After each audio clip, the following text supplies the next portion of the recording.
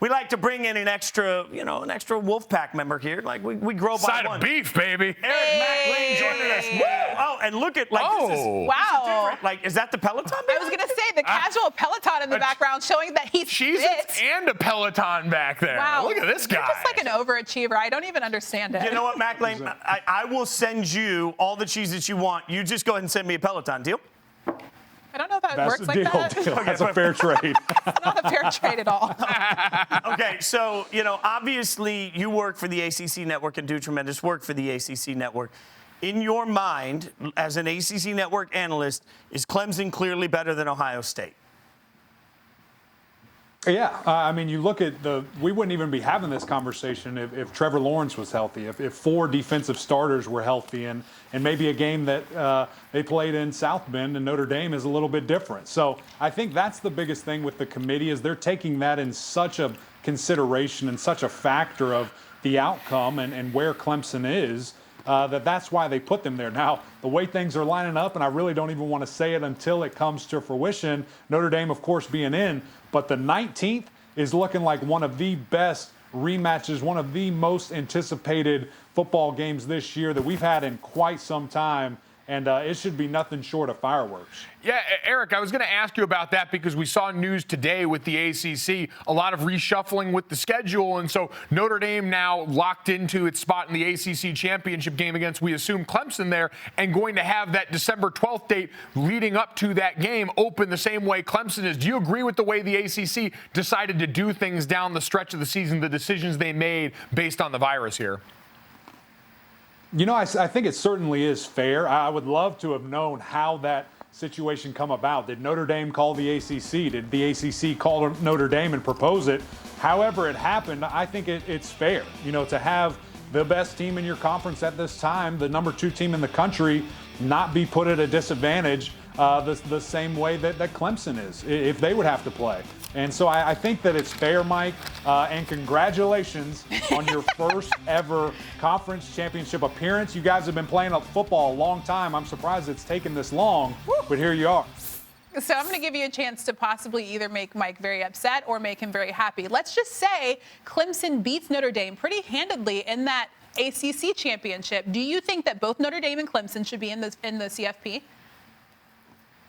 Look, it's going to be really interesting. I think that Notre Dame, similar to what Kirk Herbstreit has said a bunch, I think that they are number 1B. I think Alabama and Notre Dame are neck and neck, and those guys look really, really good. A solid football team, and really, it's almost refreshing because of how different this Notre Dame team is. They are very vintage. They are very old school in the way that they have a great offensive line, the best in the country. That just plows over people with a fantastic running game, a quarterback that has evolved from a game manager to an absolute baller. Ian Book and his escapability has made Notre Dame so much more dynamic and better on offense. And then you throw in an elite defense that all they do is shut people down and shut down the run, no matter who they're going against. So when you ask the question if they get stumped in the ACC championship, I think there's some other things that have to happen for them to still get in. But if it's a close game, if it's within a 14-point game, I think both teams are in.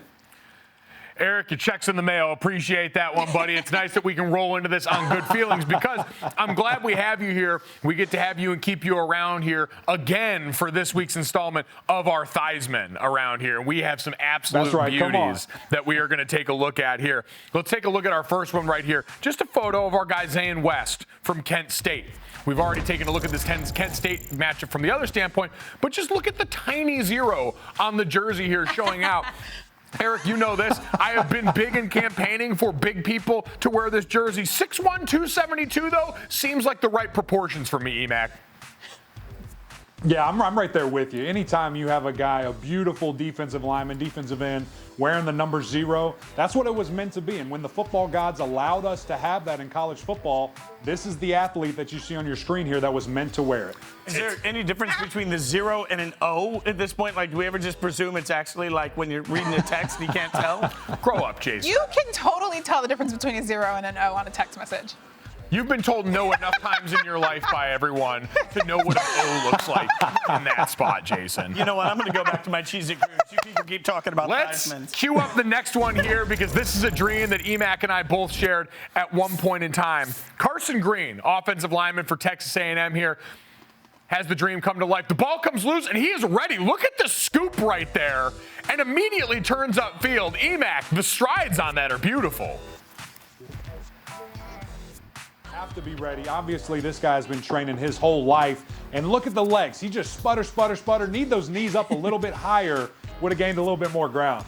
Yeah, Jason, that kind of looked like you running with the knee height there. I'm just saying, he picks up the ball, and he makes about 2 steps, he looks over, and he's like, somebody tackle me, please. Like, right here. He looks over, he's like, I can't breathe. Please tackle me. I don't want to do this. Honestly, felt like an athlete too, Christine, which is important at times. I mean, you mentioned his knees being up. Does he have on knee braces? So maybe there's a problem with his knees.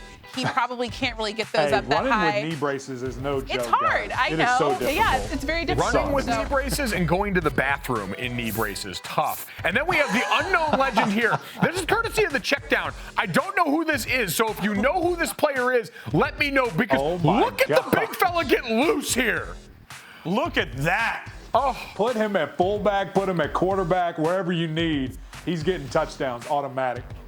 You know how he knew he was born for the skill life? Because he did what every great skill player does, runs away from the crowd after he scores. Doesn't stick around to celebrate. He just keeps on going because that's all he knows. He's a big athlete. Get out of there. It's also a little Andre the Giant-esque. Like, he's just shoving people to the ground, and they're bouncing off the turf as they hit it. Like that. I love all of that. So again, if you know who this young man is, please let me know. We want to give him credit. I do not have a name on this. Very exciting stuff. All right, Eric, Mac Lain, we are doing one extra thing. This is a little bonus thing. All right, we're doing a game today. It's a little Mad Lib action, okay? You'll find out how it turns out, but I can't tell you anything more than that for now. All I can tell is you're a part of it, and I need you to answer 2 important questions. First. Perfect. All I need you to tell me is the first medical procedure that comes to mind that you would need anesthesia for. How about a face transplant? How about that? Just totally. Wow. Like the movie Face Off. Have you seen that one? Oh, yeah. Face Off has come up an inordinate amount of times today. All right. I can say, really oddly enough, yes, this is our multiple face-off reference. All right, so one more answer from you. I need your favorite 90s sitcom. Okay, so I was about 6 years old at the end of the 90s, so I wasn't really watching a lot of 90s TV. Wow. But I'll go with Friends. You know, that's a classic. Okay. I'll go with Friends. Okay. That's a good pick. Also, wow, I didn't realize we're that old out here now. I am officially old enough You're to be not Eric old. Mac Lain's dad. That's what's hitting me right now. Like, Wow. yeah, I could actually be your father. I don't know how I feel about that. Size-wise, it probably wouldn't work out. Oh my goodness, I cannot. Unbelievable. Just when I thought this show could never get any more awkward than it is right now, we have managed to accomplish that. I mean, you managed to accomplish it. You're the one that wants to be Eric's dad, apparently. I didn't say it. Okay. Good Lord. That would be a beautiful thing, honestly. We appreciate you. Thank you, as always, for hanging out. And we'll make sure you get caught up on what happens with the Mad Lib. Thanks for hanging out, my friend. No doubt. Thank you, guys. See ya. Bye. Thank you for watching ESPN on YouTube. For live streaming sports and premium content, subscribe to ESPN+.